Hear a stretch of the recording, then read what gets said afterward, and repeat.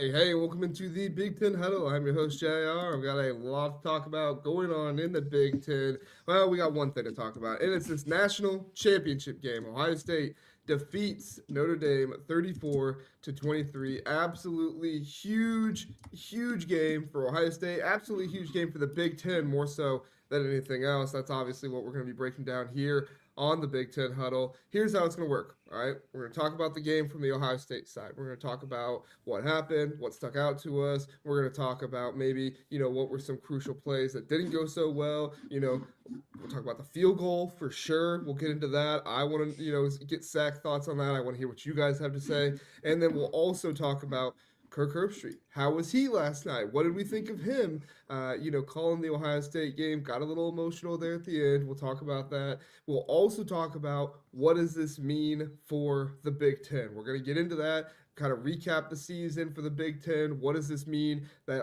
the Big Ten now has two national championship teams in a row? And then we'll kind of do like an outlook into 2025, right? Not just Big Ten, but, kind of college football-esque. What does the Big Ten need to do to kind of cement themselves as the best conference yet again? 2 years in a row, they've been the best conference. What do they need to do to make that a third year? Is it going to look like that in the rankings? What do we think? I got Zach here with me to break it all down. Zach, how you feeling after that national championship, man? Man, what a ride.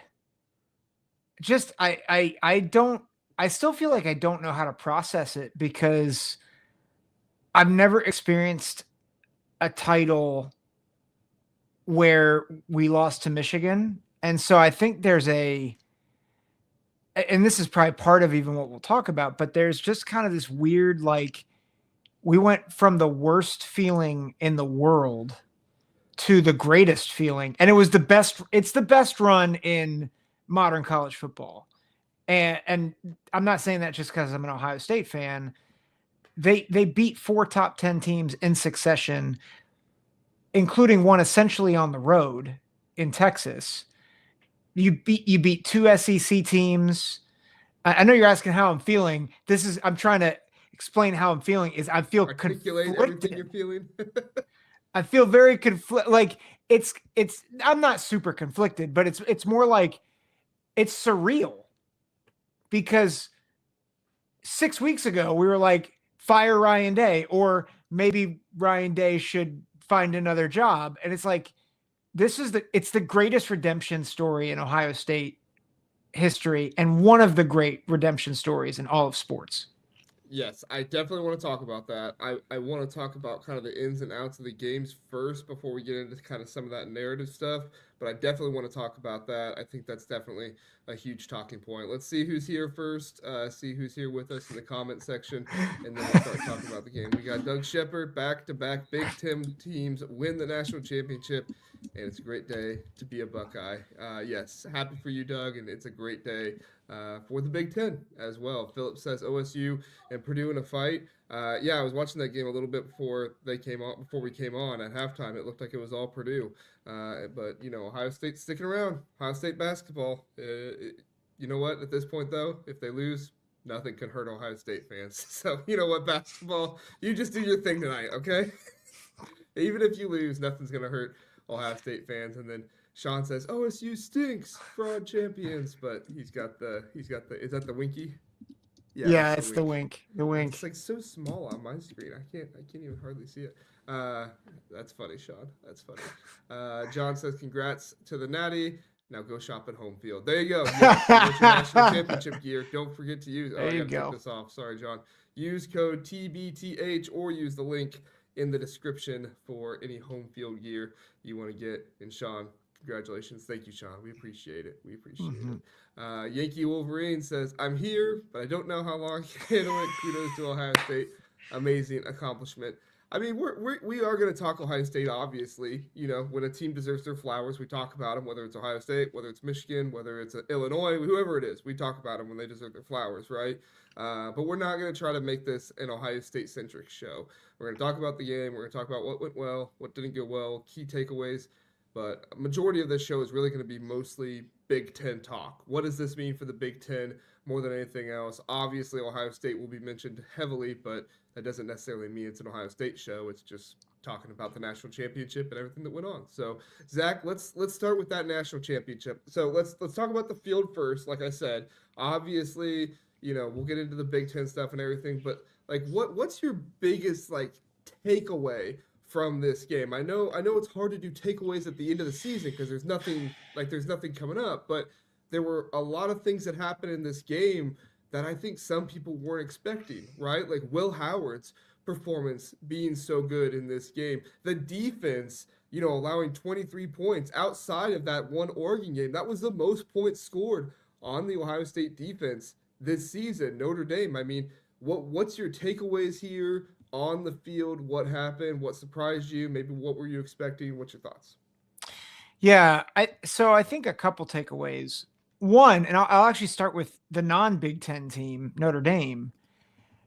I know everybody is ripping Marcus Freeman for a couple of bad coaching decisions, for sure. But the thing that impresses me about Notre Dame is their fight. They're down 31-7. And I remember I was watching the game with my mom and my son, and I said, yeah, this game was over when they got up 14-7.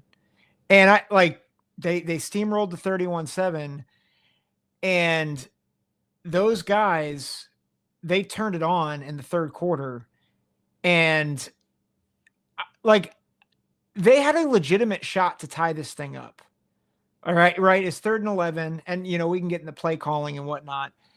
But if you told me that it would be 31-23 with 2 minutes left in the ball game with a possibility of them getting the ball back, I'm like, that's not good for Ohio State. And so there's a real amount of credit that goes to Marcus Freeman for how he has transformed the culture of that program where they fight and they believe. I texted a Notre Dame buddy of mine after the game. I was like, that's the grittiest team I've seen in a long time. And like, they never said die. And that first drive was encapsulated it. Riley Leonard ran so much that he threw up after the first series. First drive. Well, yeah, it's bad when your quarterback's throwing up after the first drive. Yeah. But like, he was not going to be denied. And by the way, that dude, his character, man, if you go back afterwards, the comments, I know we don't talk a lot about faith, but just his remarks at the end was, it was okay to lose to godly men. And I'm going to praise God in the dark. I'm going to be happy to praise God in the darkest day. I'm like, that's a dude right there. That's someone you'll go to war with. Yeah. And so that's my first takeaway. I think my second takeaway, and it's encapsulated in 3rd and 11. I tweeted right before that play, Michigan Ryan Day is back. And then I ate my words right after it because Will Howard threw that pass to Jeremiah Smith and obviously sealed the game. But for me, it wasn't just the play call, but in multiple games before that, I think the players took on the fear of their coach.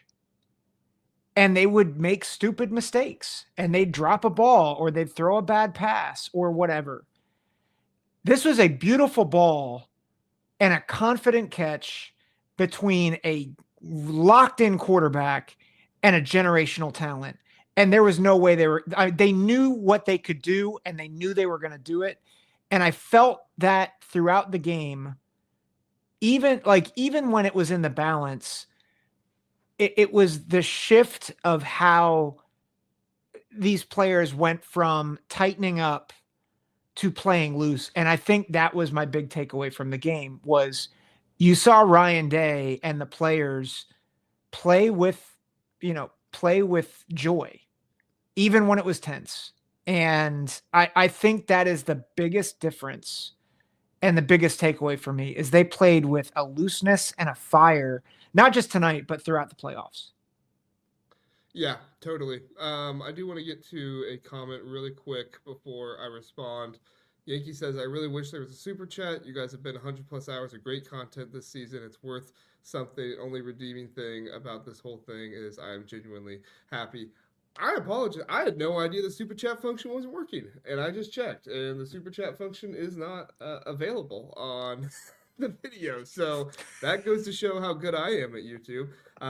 Yankee, thank you for pointing that out. I appreciate the props, and we are so glad to provide you with so much content. I am going to look into this on why it's not happening, but we will definitely figure it out. So sorry. Sorry, I haven't allowed you guys to super chat us at all. But yeah, we appreciate it. So no, Zach, I think you're right. I think, we obviously don't like try to bring up faith too much, just because we know not everybody is super into that. But I think you and I both mentioned our faith on here, numerous times.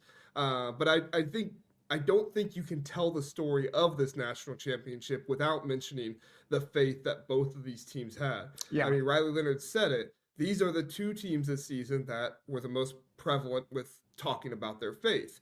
He alluded to the fact he thought that might have been why both teams were in the national championship. I don't know if I share that same sentiment, but I definitely think that faith is something that can bring a group together, if nothing else, and help strengthen them and bring unity to their cause. And so even if, faith did nothing else for these two groups, it brought them closer together. And, you saw two of the best cultures in all of college football, in my mind, on display the last night.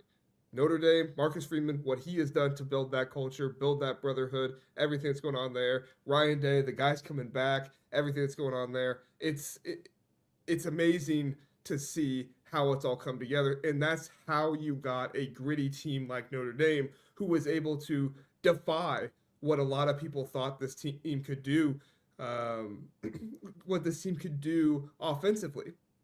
Right? You and I were saying I don't think they're going to score over 17. They put up 23 in this game. Now, some of that is maybe Ohio State's defense fell asleep a little bit. Maybe they got ahead of themselves a little too much, but still, they're still a really talented defense. Then Jaden Greathouse, how good is that guy that he was able to score? But I also want to say the defense's response after that first drive. After that first drive, it was Indiana-esque. Sorry to bring up Indiana fans, but when Indiana scored on that very first drive against Ohio State, you kind of tensed up for a minute if you were an Ohio State fan. Like, oh, I thought this team couldn't score. Like, I thought they'd score eventually, but maybe not the very first drive. And so you kind of got a little nervous there. And then Jim Knowles really put it together, and they really took everything on. I think Notre Dame had like 40 rushing yards that entire first drive. They finished with like 50 or 60.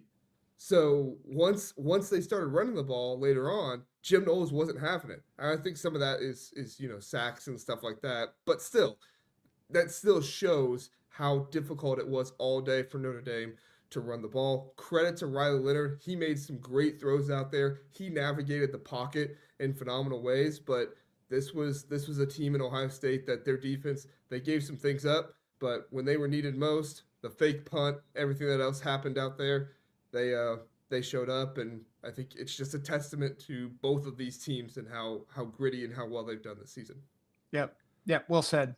Let's talk about like what players impressed you the most in this game, right? I think there's a number of players you can talk about on each side. Unsung players, big time players. Will Howard, I thought, had the best game of his career in this game when you take into account who is, like who he was playing against and stuff like that.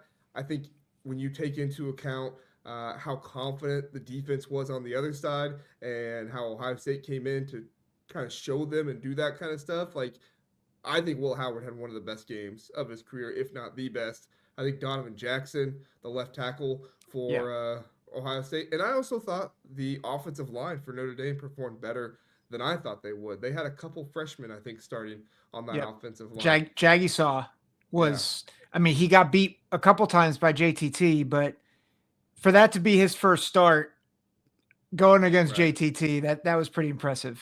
And Jack Sawyer was virtually unnoticeable out there. He did good in the run game, but his pass rush was virtually not there. Like, it was impressive what the Notre Dame offensive line was able to do. And like I said, some of that was Riley Leonard navigating the pocket as well. But I was impressed overall. Yeah, I mean, Will Howard is the guy, is the first person you think of. There are some people saying he might work his way up to being the third best quarterback in this draft class. And I wouldn't, I think that's valid. I don't know who you take before him except for Shador and Cam. And by the way, I'm not super high on either Shador or Cam, but I think it's a pretty weak quarterback class in general. But Will Howard has elevated his game in the playoff.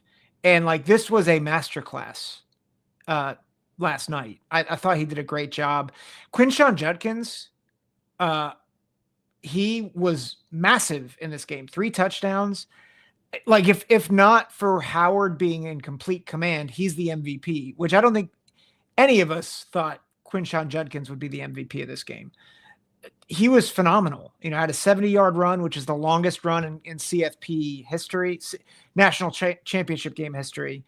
And then he goes unnoticed, but Tyleek in the middle of that defense, they held the running backs from Notre Dame, I think 9 carries for 16 yards, something like that. Jeremiah Love had 4 carries for 3 yards. I mean, I thought if Notre Dame was going to have a chance in this game, it was because they were going to get explosive runs. And Jadarian Price and Love were just never an impact in this game. Yeah, I mean, Love didn't look 100% healthy to me.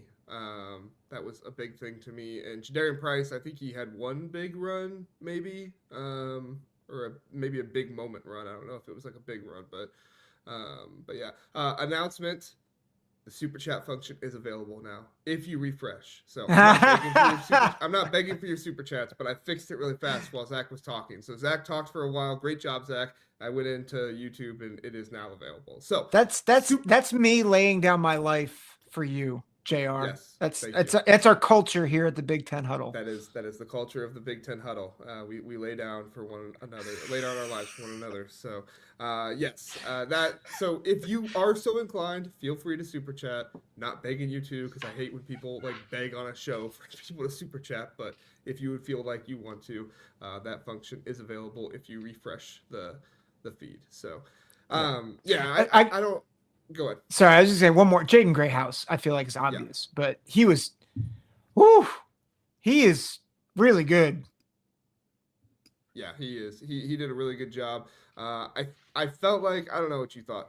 I felt like the one catch in the back of the end zone was definitely offensive pass interference. I mean, his arm was pretty outstretched holding the one defender off, but you know what? I'm not going to complain about it. I'm not going to ask for more penalty calls, so it's all good with me. So, but I felt like that. Did you see that, or am I crazy? I would have to go back and watch it. I think I was just too frustrated because when I saw the ball go in the air, I was like, he's going to catch it. It's going to be a touchdown. Dang it. So I would need to go back and watch it. Makes sense. All right. All right. Let's talk about a couple other things. All right. Let's look at, so we're being really positive. Is there any criticism needed, right? You look at the field goal attempt, there was criticism there that people had. The fake punt attempt, some people had criticism, not so much that he went for it, but it's like you put your backup quarterback back there as a blocker. Like, I don't know. That seems pretty obvious that, he's not normally out there. Like, I just felt like that was pretty obvious. Emeka Buka had the fumble. People seemed a little upset with, all the QB, not upset, but people were critical of all the QB powers on the first drive. Did you feel like that impacted things for Riley Leonard, that he ran it 9 times on the very first drive? Like, what would be your biggest criticism for maybe a decision or a coach or a player in this game? Yeah, I mean, I think you bring up a good point about Riley Leonard running so much at the beginning. And I think when you game plan that first drive, you're thinking, how do we control this game? And you think of how to do it for Notre Dame. How are we going to spring this upset? Well, an 18-play drive that kills 2/3 of the first quarter, that's how you do it. But I think in hindsight, hindsight's always 20/20. it's like that exhausted Riley Leonard. And, part of it was Ohio State's defense, but he was not the same quarterback in the second quarter that he was in the first quarter and for parts of the third and the fourth quarter. Like he was just dog tired and he was beat up. And I think that's one where Marcus goes back and Mike Denbrock goes back and says, we knew that was the pathway to victory, but maybe we should have mixed it up a little bit more. And I know that was the play that was working, but maybe it would have been better to if we were in field goal range to be able to vary it up. Chris Fowler on the broadcast said maybe you call a timeout to let him catch his breath. So I understand why, but I don't know how I feel about it. I think the field goal, it's easy to criticize, but again, you're in no man's land. It's fourth and 9. You're against the best goal line defense. I wonder if that communicated to your guys that you didn't believe in them. And that's a big part about Marcus Freeman, right? As a coach, yeah, I'm going to believe in you no matter what. You're my guy. I don't know if it did communicate that to him or not, but part of me is I know it's a bad situation, 4th and 9, but yeah, you take it from a 2-score game to a 2-score game there. How much did the field goal really going to do for you? And were you really that confident that your defense was going to be able to stop Ohio State twice and your offense was going to go down the field twice very quickly in 9 minutes? I don't know. I mean, I guess he was thinking turnover, right? We praised him when he thought, my defense can stop Drew Aller, and they got the turnover. So yeah, maybe that's a part of it. I don't know. What do you think? Yeah, I mean, there was because there's about maybe 9.5 minutes left in the game, and this is legit what I was thinking when it was going on. Was on one hand, I'm like, it'd be nice to keep him to a field goal, but also I'm like, 13 instead of 16. Like everybody's saying, well, you go from 2 scores to 2 scores. Not necessarily, because if you miss a 2-point conversion, it's a 3 possession game. And so if they make the field goal, it is definitively a 2-score game. And if you can get those 2 scores, you win most likely, because you're most likely not going to miss extra points. So I didn't love the call. Well, I loved it as an Ohio State fan, but I don't think it was as bad as people are criticizing him for it. But I do agree with you that it's possible that it could have come across as we don't believe in you, as we don't believe that you can get this. But there was some logic there. I don't think it was completely baseless. Yeah, no, it wasn't completely baseless. I just you looking at the math of it, 2 scores to 2 scores. Yeah, there were parts of it like that I didn't like. So Doug Shepard says that it wasn't sustainable, talking about Riley Leonard. I actually felt sorry for him, having trouble getting up. He just kept fighting. I mean, guys like that, they have so much respect for me that you can tell they're down and out and they're going through it, but they just keep getting up time and time again. And I felt like that was what was going to happen with any player on the field, right? Anybody, as long as they weren't forcing you to take your helmet off, you were going to get out there again for your brothers, because it was the last game. You were going to be out there and you were going to do everything you possibly could. So a lot of credit to Riley Leonard. I really like Riley Leonard. I've been critical of his passing ability, but I think he's such a great guy and a great leader. So he's a tough son of a gun. My gosh. He is. Doug Shepard also said they had to have had another slick play like they used in the 2-point conversion. That's true. I guess we didn't think about that. Did Marcus Freeman think to himself, geez, I'm out of 2-point conversions here? It's possible. It's possible. That's possible as well. So thanks for bringing that up, Doug. Yeah. All right, let's do two quick things, and then we'll move on. You want to do Michigan first or Kirk Herbstreit first? Let's do Herbie. Okay. Let's do Herbie. All right. Kirk Herbstreit, you want to talk about him? He was emotional at the end of the game. There were some people that were critical of him, and I've been critical of him, and I know you have been as well. I was the one that did the big long segment on him, so I think I've probably been more critical of Kirk Herbstreit on this show. But I do think we need to, give people credit when they deserve it. So your thoughts on Kirk Herbstreit and just his emotion and everything that went on last night? Yeah. I think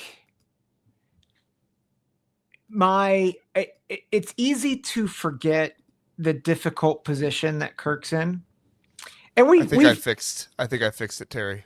Aha. Terry said, I think you have the wrong mic selected. Thank you. Yeah. Yes, please let me know if my voice ever doesn't sound good, guys. Yeah. Sorry about that. Don't know how that happened.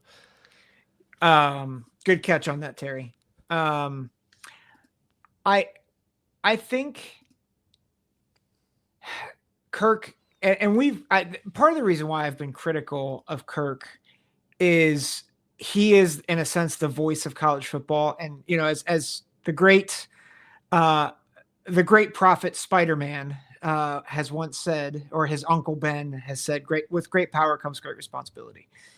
And I feel like at times Kirk, and his blind spot, he communicates without realizing some of his blind spots, which we all do, but it becomes a bigger frustration point when you are as big as Kirk Herbstreit is.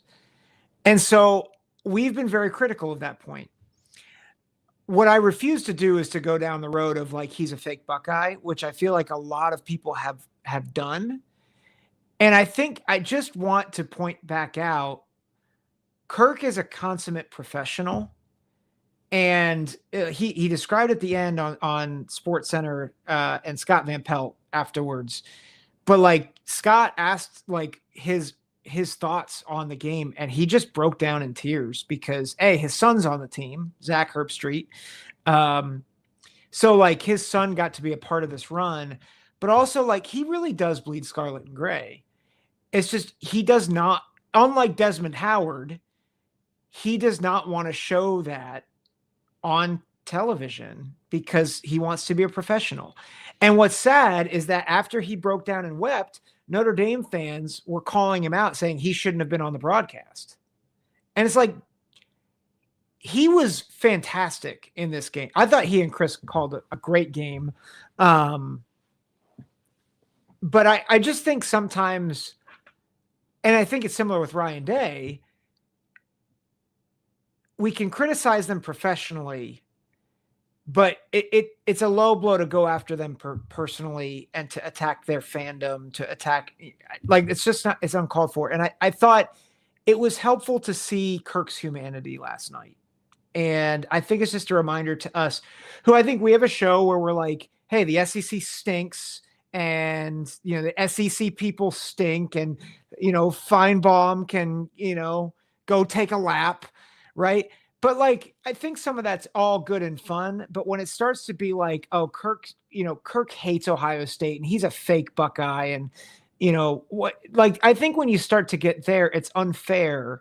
And I think Kirk really showed like this meant a lot to him.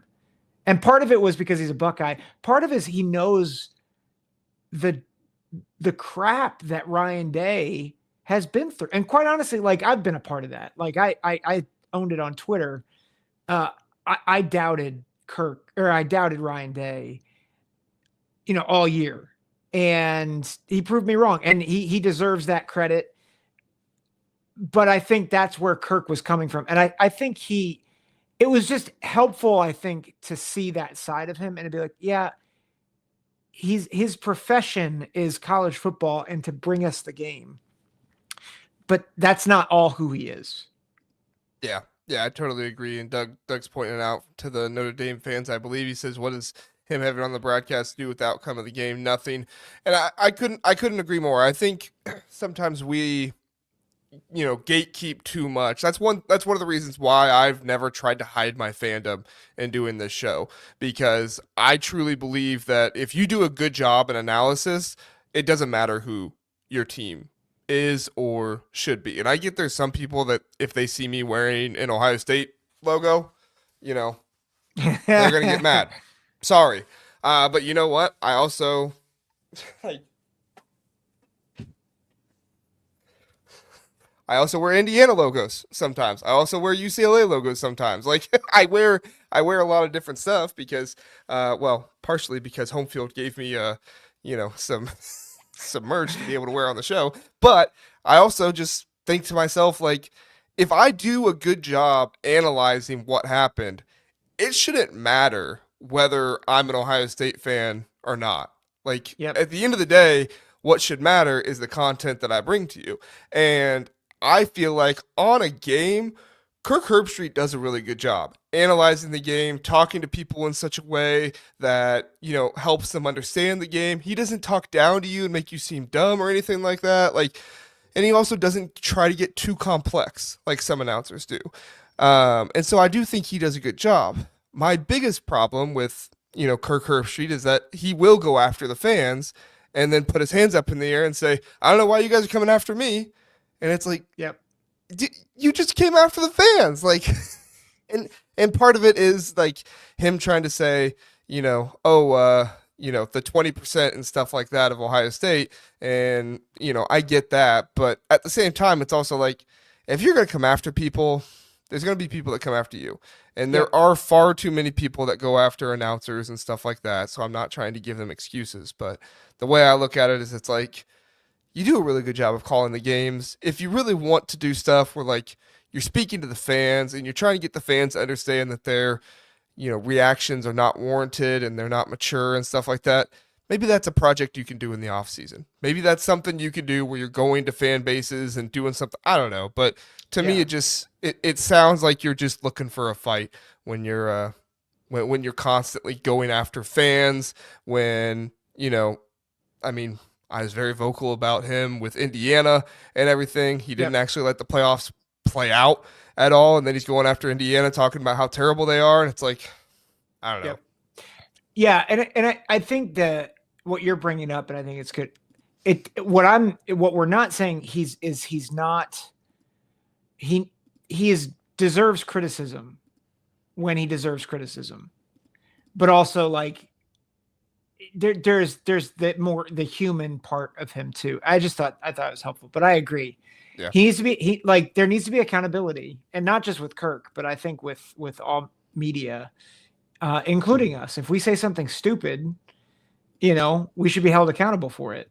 But also there's a way for you to say it other than like the Oklahoma fans on my Jim Knowles video right now who are saying, wow, what a stupid idiot. I hope you die.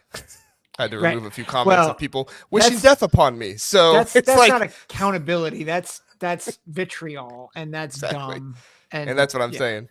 So you know what? Who amongst us hasn't received a death threat or two? I mean,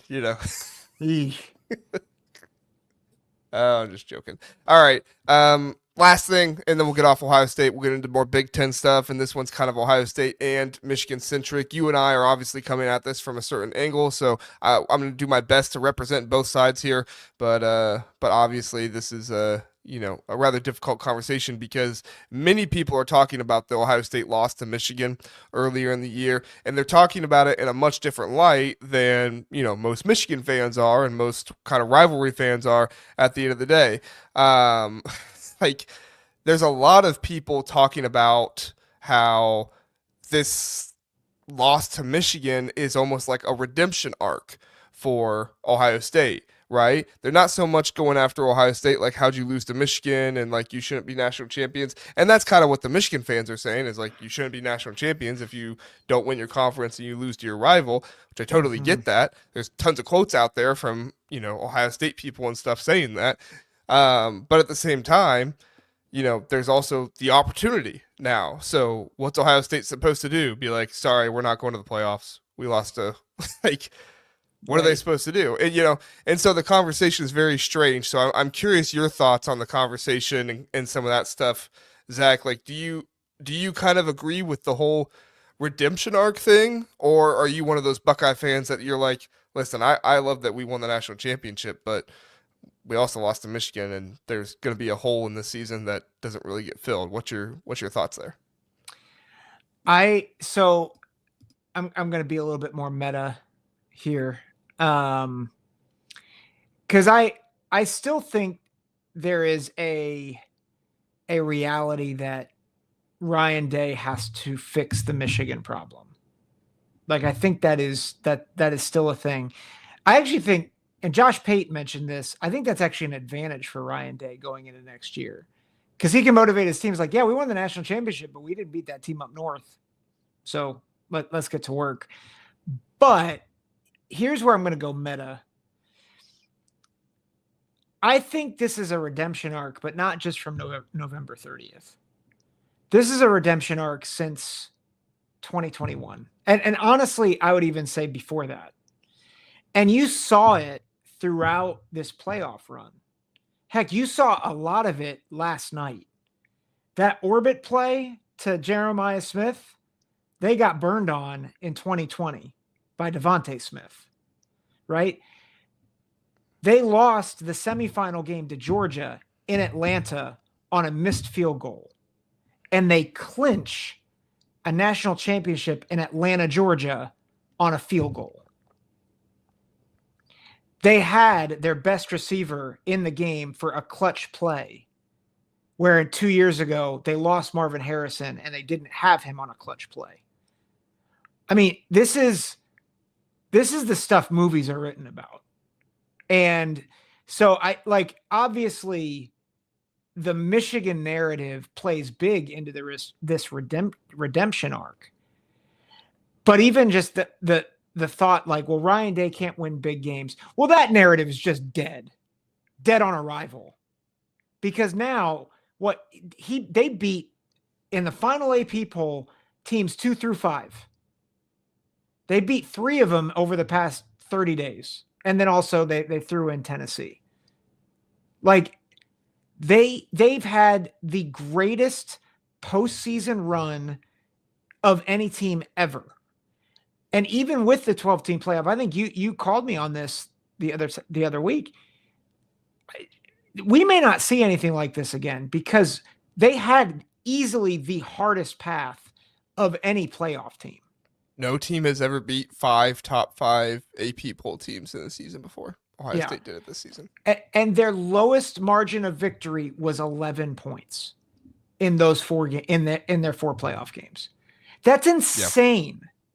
And yes, and Indiana was the other one. So if you include that into it, like, yeah, their lowest margin of victory in the top 5 AP poll teams that they played was 11.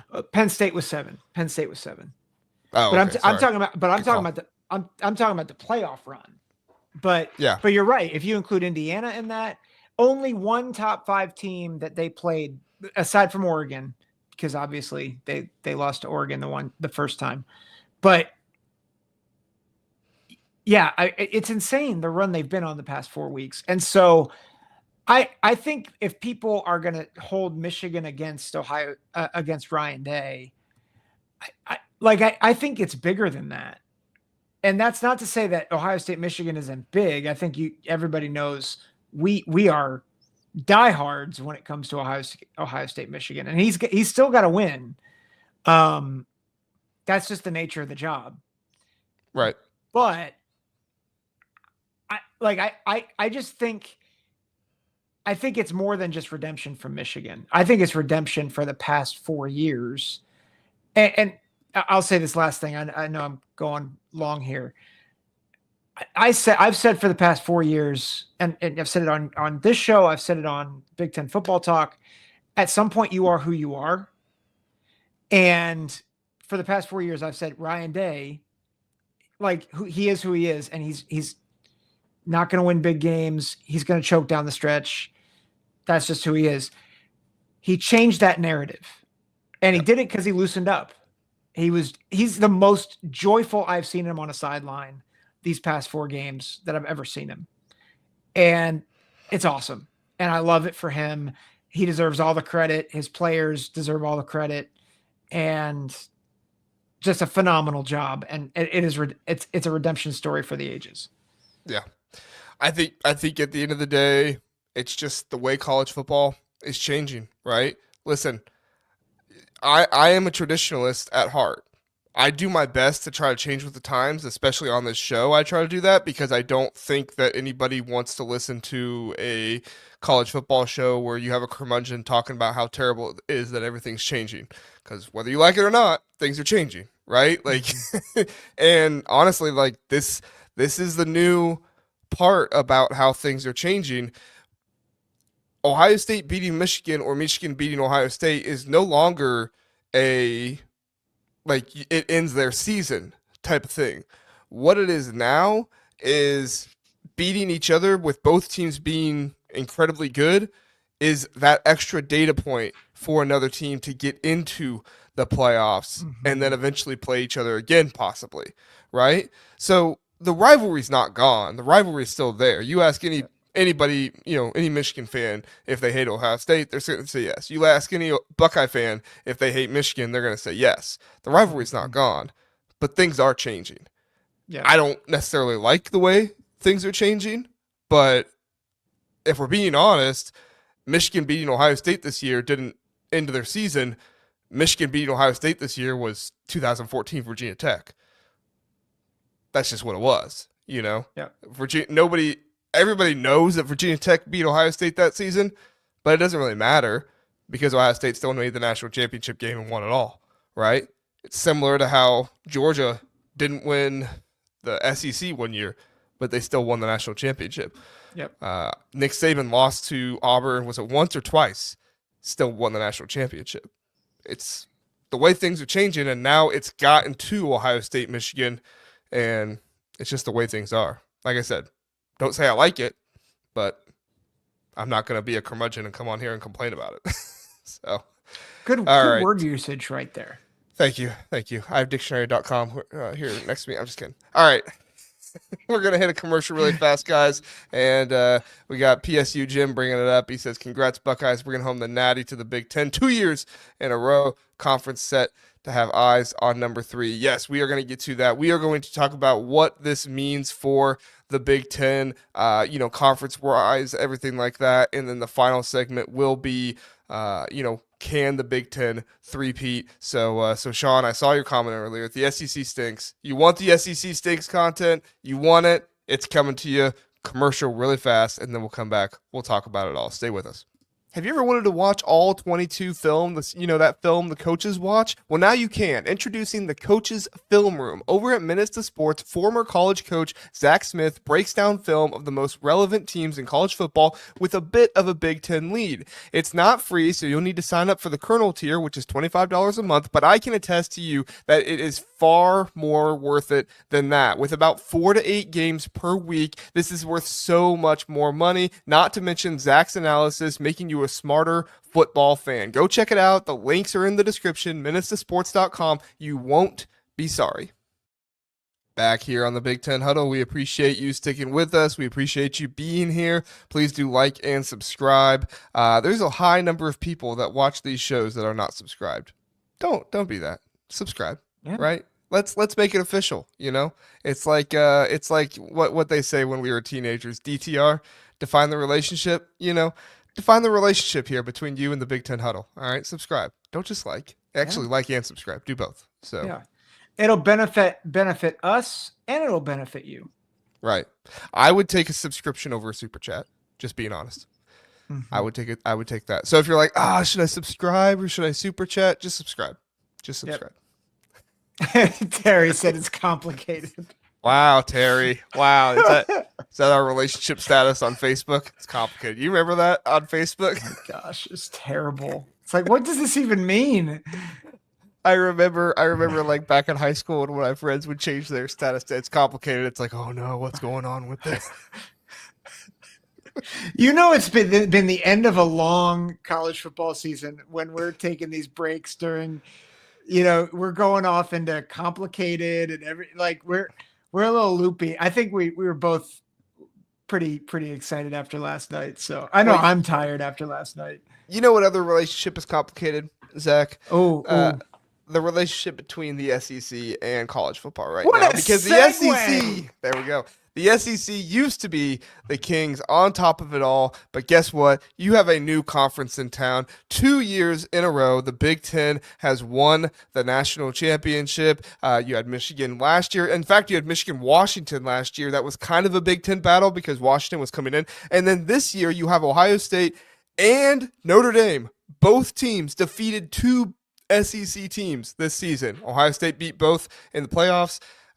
Notre Dame beat one at the beginning of the season, one in the playoffs. You have them battling it out for the national championship. It's really cool to see, even if you're not just a fan of the Big Ten, but you're a fan of the SEC getting stuck to them. That's what happened this year. And I got some stats for you, Zach. Big Ten record versus Power 5 conferences. You ready for these stats?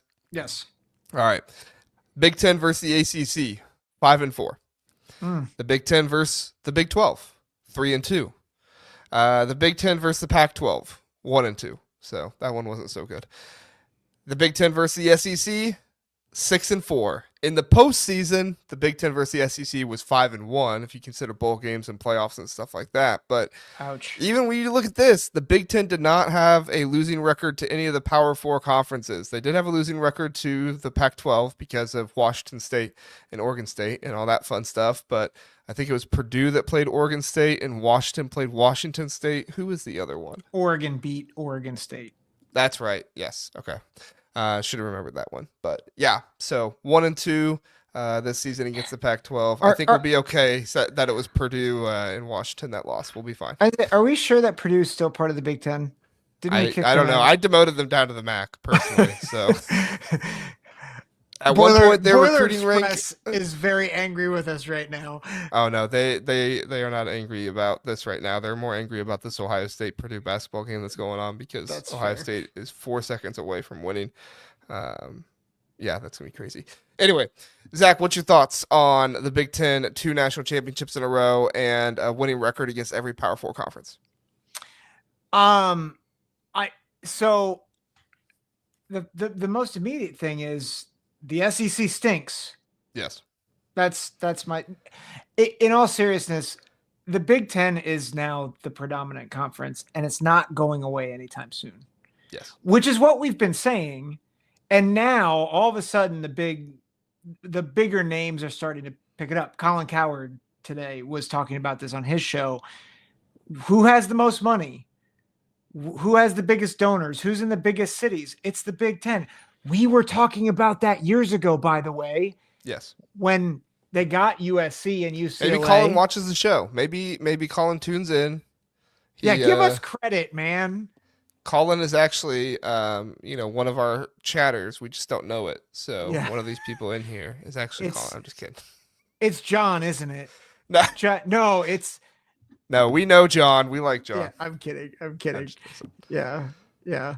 John Jacobs is moonlighting as Colin Cowherd. That's what's going on. We love you guys. But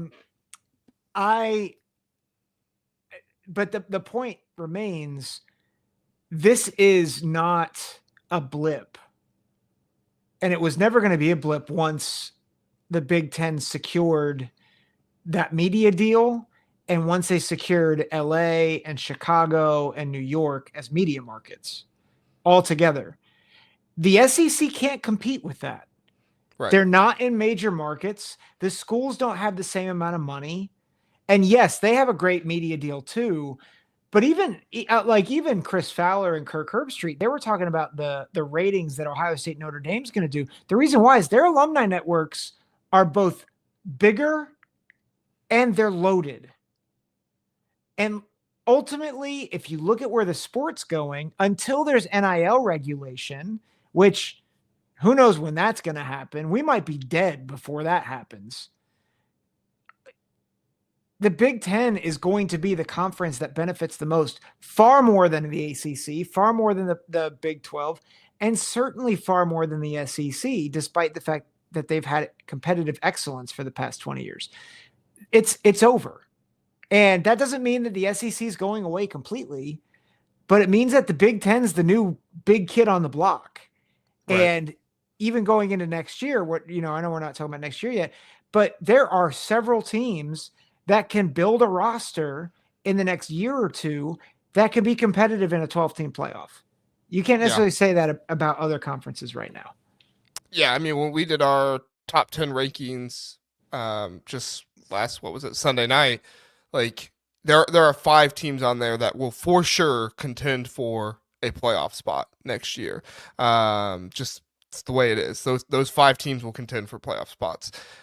6 and 7 don't seem unlikely, and then a little bit more after that, you're like, oh, okay. But that's basically what the SEC was this year, right? The SEC thought they were going to get 4 or 5 teams in the into the playoffs, and then they only got 3.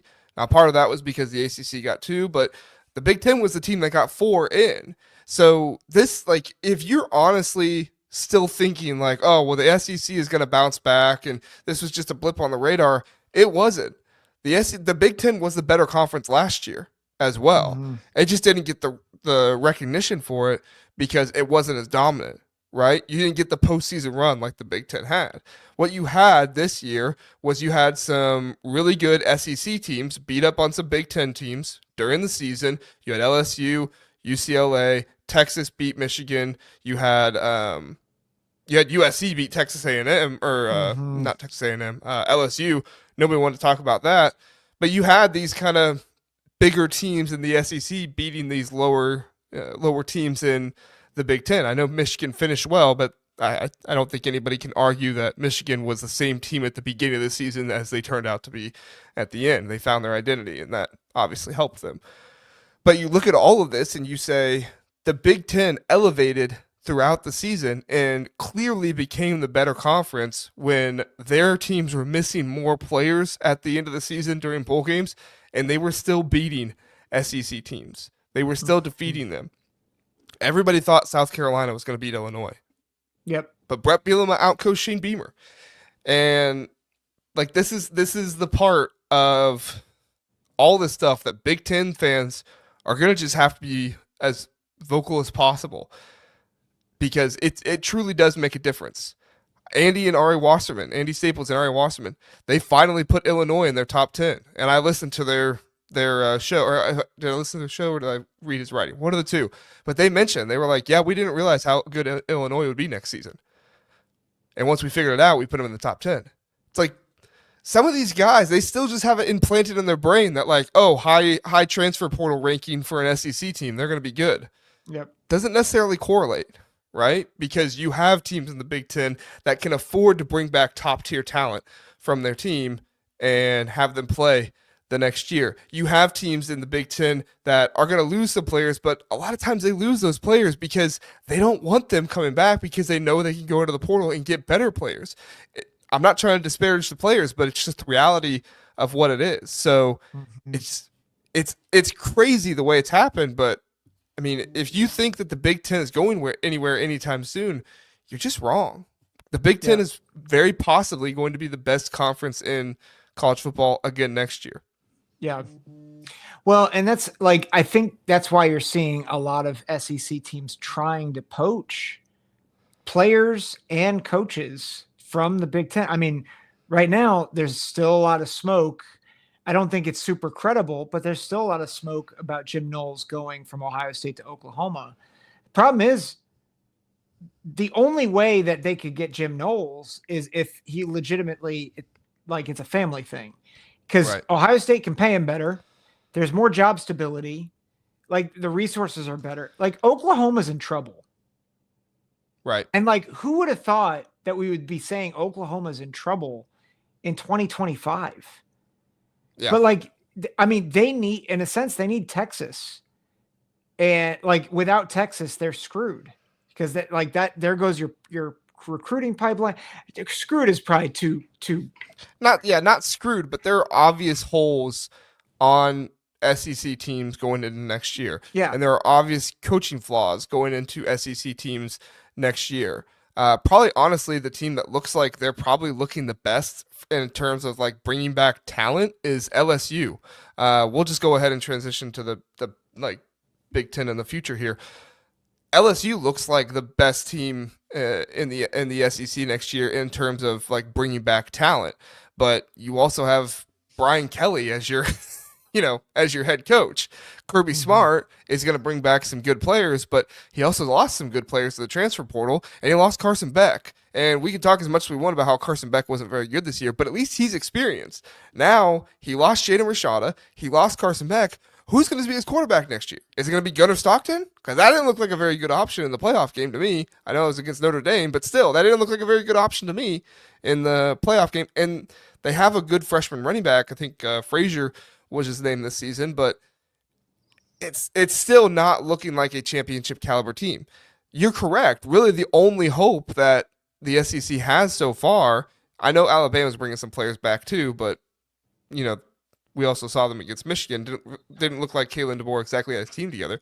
The only hope they really have for next year is Texas, who's going to be starting a quarterback for the first time, who they just lost both their tackles, who they just lost Makuba. Like they just lost a lot of good players. That Taffy safety is coming back, but other than him, they lost a whole lot of really good players. I thought Taffy was a senior. No, he's coming back, I'm pretty sure. Okay. Well, but they're losing Jade Barron. They're losing Makuba. There's a lot of. I mean, they're losing a lot of talent too. Yeah, Michael Taffy is returning for his 5th season. It says on 24/7 Sports. So. Interesting. Okay. Don't know how that happens, but. Well, I mean, I don't know anything about eligibility anymore. But like you look at this and you ask the question, is it possible for, the Big Ten to three-peat next year? It's totally possible. In fact, it's likely. It's likely that they're going to, because you got Ohio State coming back. You got Oregon coming back with, they always do a really good job in the transfer portal. Dante Moore, I know it'll be his first year starting in Oregon, but he had time at UCLA. And he literally got a guy who came in as a freshman who wanted to start to just leave because he did so well in practice, if you believe the reports that are going on there. Michigan found their NIL. They're going to be leveling up. Illinois is bringing back a ton of players. Indiana under Kirk Cignetti, they're looking like they're not going away anytime soon. Maybe they're not going to be 11-1 next year, but they're still going to be a good team at the very least. And then you've got the other teams in the Big Ten that could pop up in a year.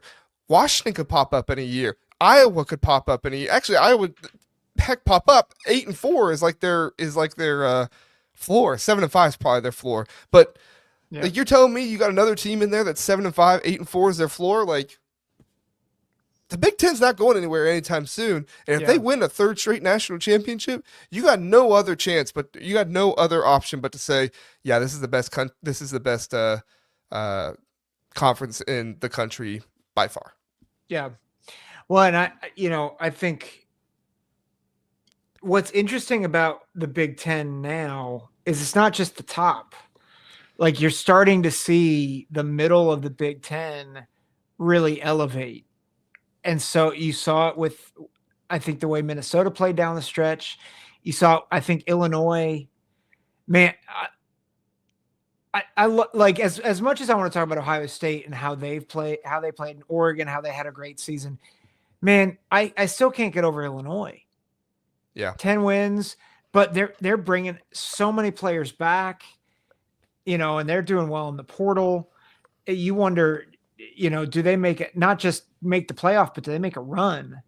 Because the way Altmaier's progressed, the way that defense is shaped, and I think here's maybe my big takeaway about the Big Ten is it seems like what could have happened was a lot of the have-nots could have just sat around and be like, well, we're collecting a paycheck and we'll let Ohio State, Michigan, and Penn State kind of be our cash cows, which is kind of what it felt like for years. Yeah. Like the old Big Ten East and West. It's like, well, we're here to get slaughtered by the East champion. Cool. But now it really feels like a lot of these programs are trying to level up. You mentioned Cignetti in Indiana, but like Bielema's doing it in Illinois. Obviously, Oregon's got Phil Knight, so they're good for a while. But I feel like most programs are really trying to level up, and they're taking big risks. Like Wisconsin took a big risk in firing Paul Chryst and bringing Luke Fickell in. I don't think it's working, but like that's a home run. Like that's like swinging for the fences. Right. Good on them. Like good on Right. them. Like as much as we've criticized Wisconsin, good on them for taking a swing. Right. It's what I wish Iowa would do. And granted, I would argue Iowa did do it a little bit, right? Like their administration basically forced Kirk Ferentz to say, "You will have an offense. Get rid of your son." Like that's fair. So I know that's not like exactly Luke Fickell level. What'd you say? I didn't like the bat they used. Yeah. I mean, I know that's not like Luke Fickell level to like go out and get a coach that's in the playoffs before, but like you're also not going to get rid of Kirk Ferentz. He's a legend there. There's so many people that love and respect him. I know there's people that are upset with him, but genuinely there are so many fans that love and respect him. Like there really is just a ton of investment into going out and saying, go get the best option for Kirk Ferentz that you can possibly get in Tim Lester. I don't know if Iowa could have done much better than Tim Lester, former MAC head coach, to come in and do that. If you're thinking realistically, like it was not an attractive job for somebody to go to and be the offensive coordinator, but they went out and they got a good one who ran a good offense in the MAC and can come in and be a good football guy to run a good offense at Iowa. Yeah, that's a good point. So, Minnesota's another one that they changed their philosophy. They're paying PJ Fleck more. Like they're paying PJ Fleck more as well. They gotta get right. Like they gotta get into paying their assistants more too. Yeah. And I think that will come, but it has to get there. And I honestly that has to be PJ Fleck making that change more than anybody else. Yeah.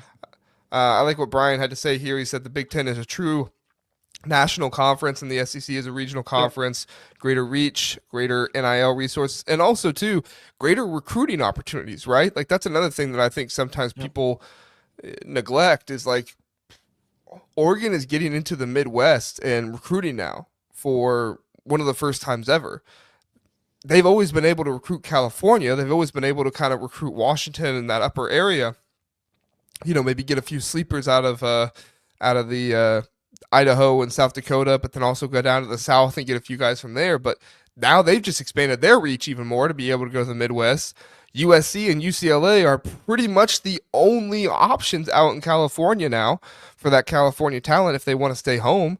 I know Alabama goes out there and recruits a lot and stuff, but at the end of the day, like you look at the opportunity with a national conference, it is so much greater with this kind of stuff. And the SEC will cry and say, oh, you don't respect tradition and conferences aren't regional anymore. It's like, well, okay, get with the times, because when conferences were regional, it didn't work out so well for the Big Ten. So they adjusted and did things differently because they were tired of only getting 2 teams in the playoffs. Well, not tired of it happening, but they were tired of every single year the strength of schedule looking so much better for the South, because they had better recruiting rankings down there. And they said, you know what? We need some respect too. And I think they're getting it now. Yep. Agreed.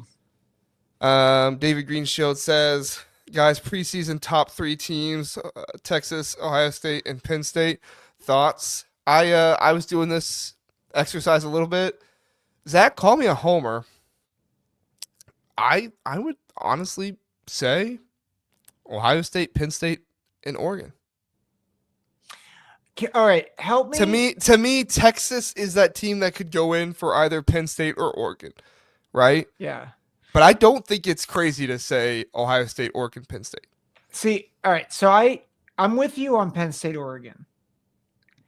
Can you help me get to why everybody thinks Ohio State is either like the best or second best team going into next year? Because I look at everybody that lose, and I'm like, that's 9-3 waiting to happen. So help me understand this. So I talked about it on the Voice of College Football Ohio State channel after the game. Ohio State's not going to lose any of their coaches. They might lose Knowles, but I don't think it's happening. They aren't going to lose any of their coaches. They are bringing back the best player on offense for them, possibly the best player on offense in all of college football. They're bringing back the best defensive player in all of college football. They're bringing back a linebacker that has played substantially this season behind Cody Simon and Sonny Styles. Sonny Styles might come back as well. We'll see. I don't think he is, but the possibility is always there. And then you're also looking at a secondary that has really, really good players behind him. That's going to be led by Caleb Downs. So that defense is obviously not going to be the same as it was. But I mean, Caden McDonald this year was the reason why so many teams struggled on the goal line. Hero Canoe had a good year, right? He could be another guy there in the middle. 5-star freshman Edric Houston was the third highest PFF graded player on defense for Ohio State in the national championship game. Like, Kenyatta Jackson and Caden Curry, the defensive ends, like they have been really good on the edge for Ohio State this season when they've rotated in. So you look at that defense and you say, yeah, you're losing a lot of players, but there's a lot of recognizable names that played a lot this season that are coming in. Are they ready to play 50, 60 snaps a game? We'll see, but they've looked really good when they came in before. As far as offense, like the interior of that offensive line is coming back, and you just went out and you got two of the best tackles in the transfer portal. You got a second rounder and Ethan Unawa, and then you got Philip Daniels, a young one that's going to come in and be promising because he did a good job at Minnesota. The wide receiver room is never a question at Ohio State with the way they recruit, especially led by Jeremiah Smith. And then, I mean, people don't. I'm not saying everybody does this, but a lot of people will say, oh, the Ohio State quarterback isn't good because he has such good wide receivers. Well, then the offseason, they say, well, the Ohio State quarterback is a question mark because he's never started before. Which is it? Is it that he has such good wide receivers that he's not actually good? Or is it that he's a question mark because he hasn't started before? Because you can't have both. Like, one of those two things. And then also, too, probably running back is their biggest question mark. They have a freshman this year in James Peoples who is going to have a bigger workload, and then they went out and they got the dude from West Virginia. I'm forgetting his name. C.J. Donaldson. C.J. Donaldson. I was doing so well with names. I had them all. Till Donaldson. And yeah, so, I mean, I look at that and I say, like, who's really bringing back that, like, who's bringing back that much talent that also is bringing back the coaching staff that's better than Ohio State? I don't think anybody is. Like, or like if Oregon was bringing back a ton of players, I'd say sure, Oregon up there, but because I think they have a good coaching staff too. But they're losing a lot of players. They brought a lot of players in through the transfer portal. That's good for them, but they're losing a lot of players too. So no, that's helpful. So that's just my thought, though. Yeah, I don't think it's out of the question. I will say, watch out for Revenge of Alabama, just because they're bringing back a lot of talent, and I think Kalen DeBoer getting his guy at quarterback, like that might end up helping them. I think there were a lot of limitations with Jalen Milroe. Is Milroe gone? I forgot. Milroe's, he went into the draft, which I was shocked. But I don't think. Yeah, I think that's gonna be an interesting to watch down in Tuscaloosa. Penn State guy says Penn State's run game will be great, but pass game all depends on how well incoming transfers Hudson and Ross do. Defense should be solid. Yeah, defense should be solid again. I do want to see who they hire for the defensive coordinator, but James Franklin, he makes good coordinator hires. At least lately, he has. Tom Allen, Andy Kotelnicki were good. Manny Diaz was a really good hire when they made him. So I think the Penn State job is going to be an attractive one. They can bring in a good defensive coordinator there, and they definitely have some high caliber players coming back on defense that can do some nice things for them. So, I really like this Penn State team. I'm not ready to put them number one. I'm not going to do that, but I wouldn't hate it too. And I think they definitely need to at least be top 3. What do you think? Yeah, I would agree with that. I'm still the wide receiver piece is I'm pretty skeptical because I think Hudson's good. I think Ross is decent. I really think they need to find a real X factor though. And I'm not sure that Hudson or Ross is that. And I don't think I thought Aller improved a lot this year, but I'm still not seeing in him like transcendent quarterback. And I feel like if you're not going to have the elite talent on the outside, you kind of have to be the transcendent quarterback. And I don't think that's what Drew Aller is. At least not yet. Yeah, I mean, I'm always a proponent of quarterbacks take a bigger leap than I think some people give them credit for in the off season. I think the biggest leap you take is from first year to second year, but in second year to third year, that could be an even bigger leap as well. So we just don't see it as often. I do think like the third to fourth year leap is not always all that huge. I think by the time you're in your third year starting, that's kind of who you are. But the second to third year leap could be big too. So we'll see. I totally agree. Like you have to have good wide receivers. I mean, there are some quarterbacks that can deal without them, but it's just really, really hard, especially in a conference like the Big Ten that has such good defenses. Yeah.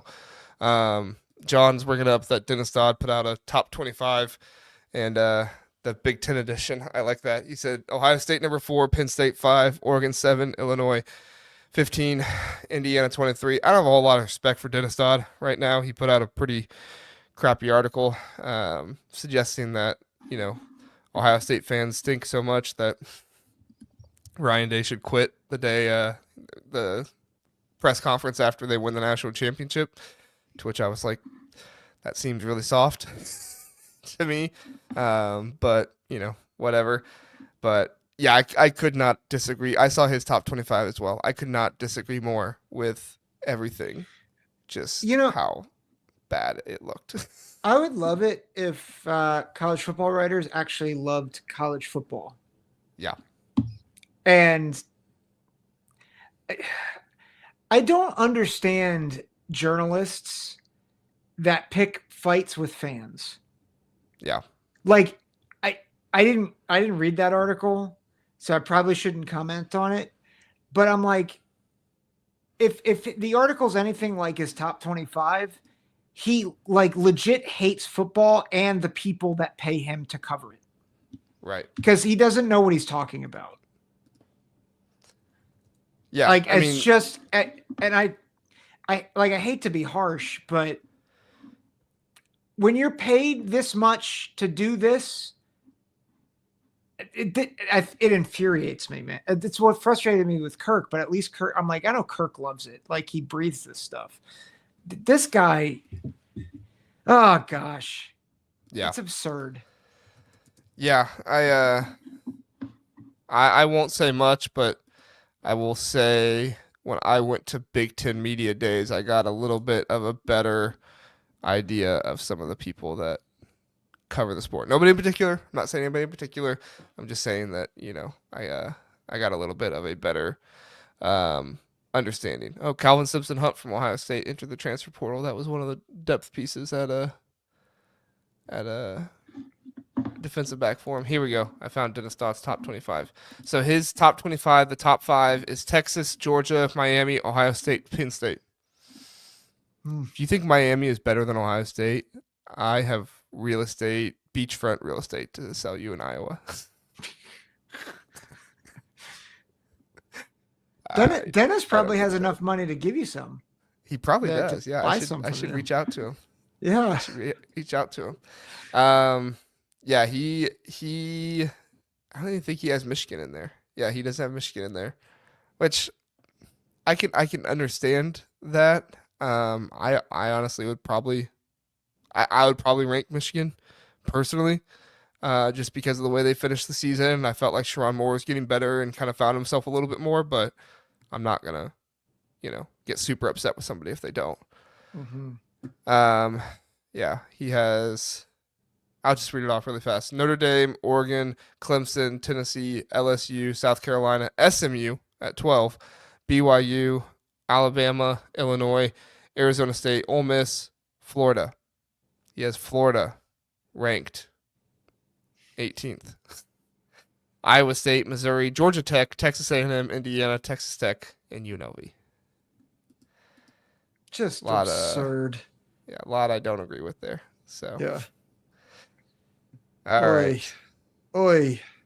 I kind of fell behind in the comments. I'm trying to see if there's anything else that you guys are talking about that Brian says he'd be okay if Ohio State starts the season a little lower in the rankings, takes some of the pressure off of the all new starters by the end of the season. They'll be deserving of a high ranking. Yeah, I mean, you're right. Like at the end of the day, these way too early and stuff like that rankings don't mean anything. And if you do a good job, I just get upset from the standpoint of like I look at our rankings like Dennis Dodd, where he has 10 SEC teams ranked and he has 5 Big Ten teams ranked. And it's like I know it's stupid, but like those rankings do impact what people think of everything that goes on. Like it really does impact it. And I think it's really annoying, really stupid. But I still don't understand in what world is Miami the third best team next year. Like with Carson Beck, like John makes that point. We think that Carson Beck is going to be better than Cam Ward. Yeah. I don't know. Okay, he posted this 12 hours ago. His write-up for Miami, and this isn't behind a paywall, so it's not a bad idea to read it here. He said, number 3, Miami. Carson Beck has morphed into a more soap opera than prospect. Why are you ranking them third? A jump to the NFL, followed by a below-average 2024, marred by an elbow injury. Then Beck decided to transfer to Miami. It's weird, but South Florida seems to fit him right now. It's hard to imagine Beck as productive as Cam Ward, but the offensive line, led by junior left tackle Francis Mwago, should be dominant, and the defense improves just a little bit. The Hurricanes will be playoff worthy. Okay. Worst quarterback, better defensive line, slightly better defense, makes Miami third? It's just stupid. Yeah, I don't get it. Yeah. Yeah. Fact is, no matter what, Texas goes to Ohio State week 1. So if Texas is ranked number 1 and Ohio State's ranked number 4, Ohio State's probably going to be ranked number 1 if they win. So yep. Whoever wins that game is probably number 1. I feel like though I don't know. I would pick Ohio State to lose at this point. I mean, I just feel like it's hard to replace leadership. Will Howard was an incredible leader. Yeah. And I like Quinn Ewers, but I felt like honestly the difference between Texas and Ohio State, I think, was the leadership, if anything else. That's not taking anything away from the guys on Texas. It's just, again, culturally, there was something different about this team for Ohio State this year.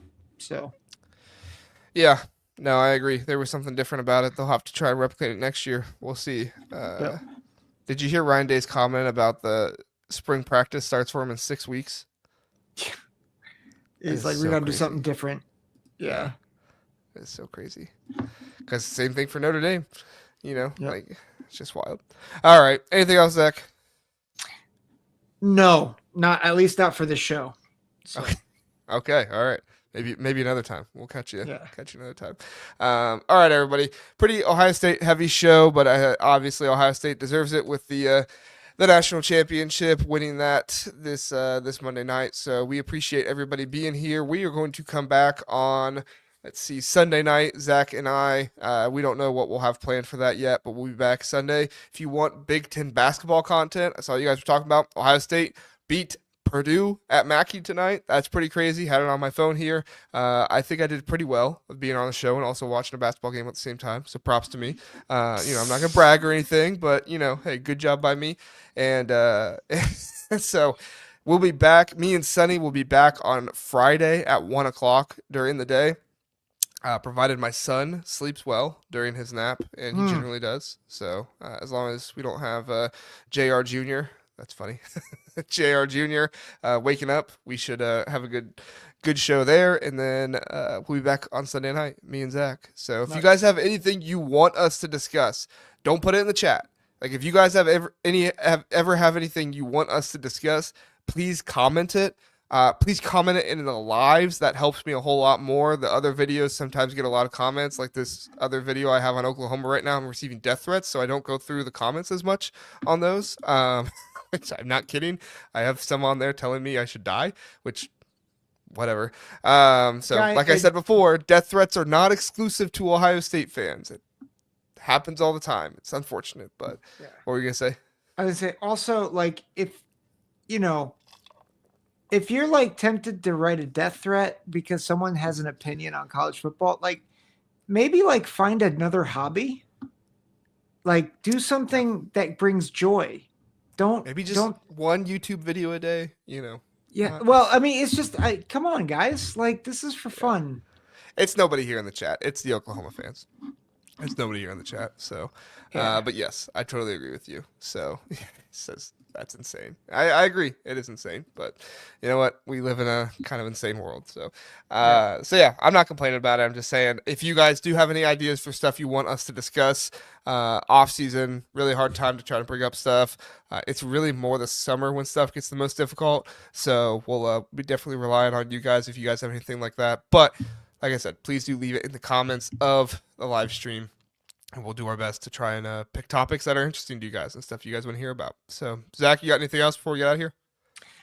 I'll just say this, and I'm going to mention this on my show in a couple days, but I am closing down Big Ten Football Talk to be the full-time co-host for the Big Ten Huddle exclusively. So I am certainly kind of bummed, but it's been really fun to be here. And this has kind of been a long time coming, but it is so much more fun being a co-host on this show and talking with a real live person than just talking in the air by myself. And this, I think, fits my skill set. I think we work really well as a team together, JR. So excited to do that, but I'll make that announcement on my show in the final episode this week. But yeah, so those of you who are Big Ten Football Talk listeners, that show's going to die. But if you're not subscribed here, subscribe here, because we're going to do a lot of some of the stuff that we were doing. One of the things, I know we got to talk about this, but I want to do the State of the Union of each school with some of our college huddle compatriots. So that'd be one of the things that we do this summer. So yeah, we'll do stuff like that. It'll be good. Look out for memberships to start up here soon. We're gonna have memberships. I said in the off season we get that going. So in that kind of stuff, we'll just bring you guys more content that you can listen to with Zach coming on. He's going to help out, not just, producing videos and doing the podcast, but also, putting out extra content and stuff like that for members as well. So we appreciate you guys. And Penn State guy, you are correct. It's not from any Indiana fans. I think I'm pretty popular with the Indiana fans. So it's the Purdue fans, isn't it? No, it's not the Purdue fans. It's the Oklahoma fans. At least that's who I think it is. We'll see. But oh dear. All right, everybody. Thanks so much for watching. Thanks so much for listening. We do appreciate it. Zach and I will be back Sunday night, 9 o'clock, as usual, and we'll see you then. Have a good one.